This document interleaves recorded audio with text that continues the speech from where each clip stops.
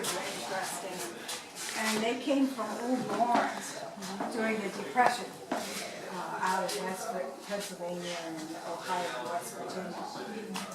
All right, this is the governor's parlor. This is where William Penn would have done his business. His government, his official government was in Philadelphia, so most of his official business was done in Philadelphia. He would take the boat and go back and forth to Philadelphia about twice a month. All right, are you trying to take a picture? No, I got you. I'm moving around so much for you.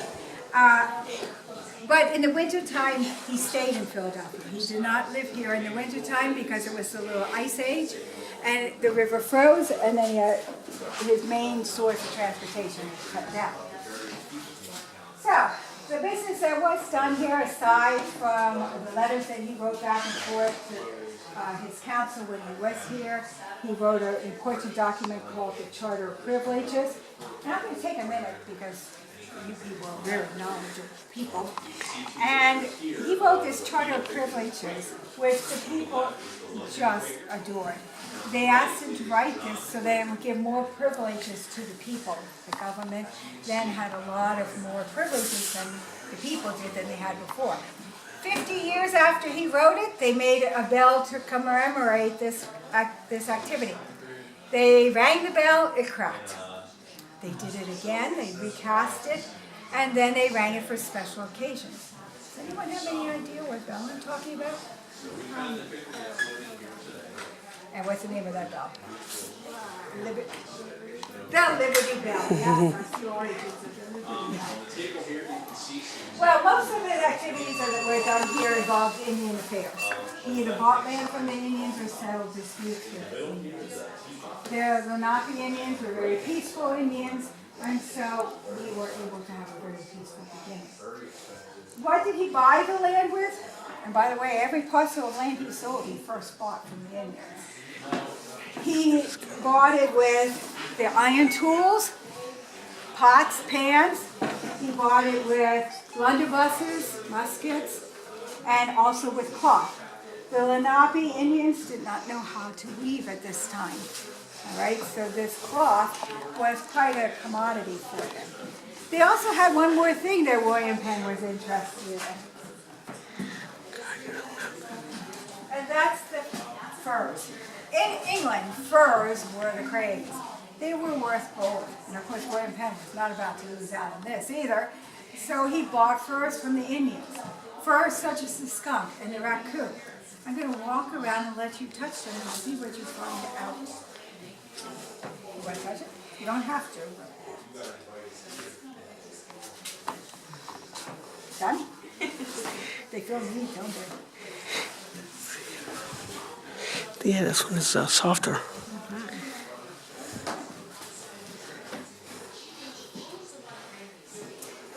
How many people were surprised at what the skunk felt like? Yeah, Yeah, it's very soft. It's very surprising.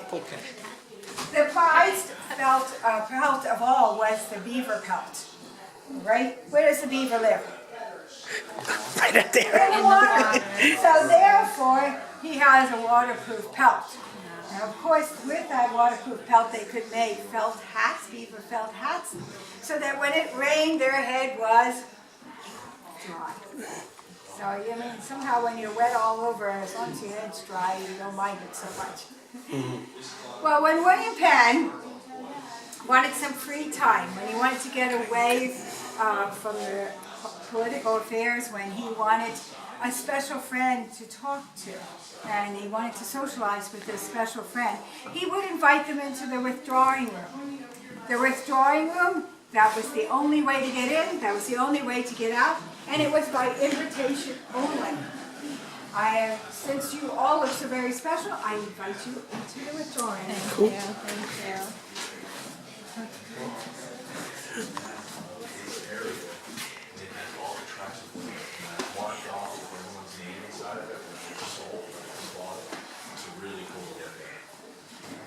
I want to invite you guys to go upstairs. There's plenty more to see. Enjoy the rest of your day here at Pennsbury. Hello, welcome to the trolling room. Come on, Hey. guys.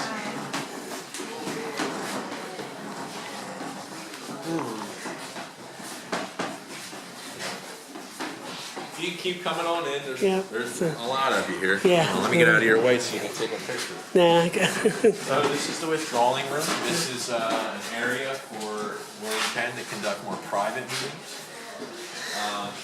As you can see right now, it's set up for 4 people, more intimate meeting. But the thing about colonial houses back in the day is there's a lot of these rooms did not have one specific purpose. A lot of it was, you know, multi-purpose. Unlike today where we have a dining room where we eat and a living room where we watch TV. This room could be switched around, moved around, different furniture brought in.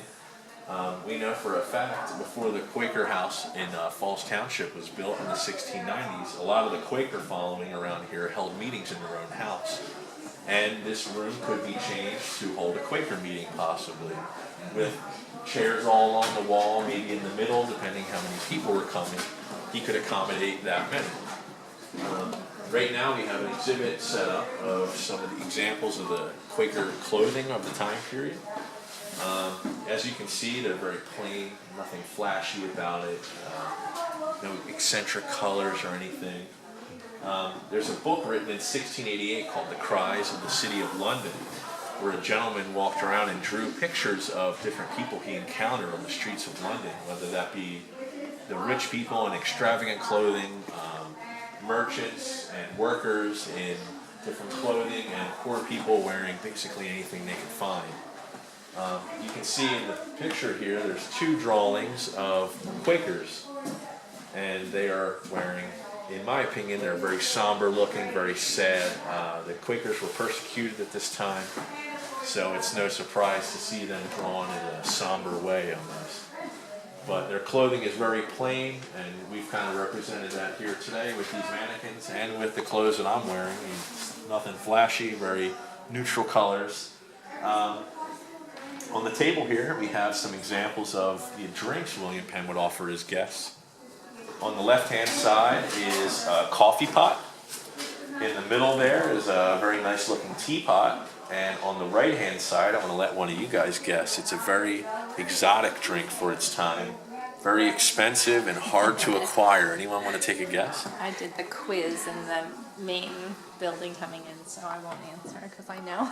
It is hot chocolate. oh, that's right. I was Makes surprised to Very different Yeah. from the hot chocolate we think Yeah. of today. We're Yeah. not opening a Nestle packet and pouring it into a mug. Yeah. It is ground cocoa and little to no sugar, and some of the more famous recipes of the day called for peppers to be put inside of it. So it's very hot, a little spicy, a little kick to the drink. Hot cocoa in its time was seen as a status symbol for William Penn, as it was very hard to acquire, it was exotic, so if you were invited into the withdrawing room, not only was that good on its own, if you were given a glass of hot chocolate, you were obviously a very important guest of Mr. Penn. Can I answer any questions you guys have? Where would they normally get the hot chocolate from? It would definitely come from warmer climates, I would say, from the East Indies maybe, somewhere Caribbean. around there. Yeah, definitely. So it was imported, I know that for sure. Yeah, It was not yeah. grown in North America. Yeah.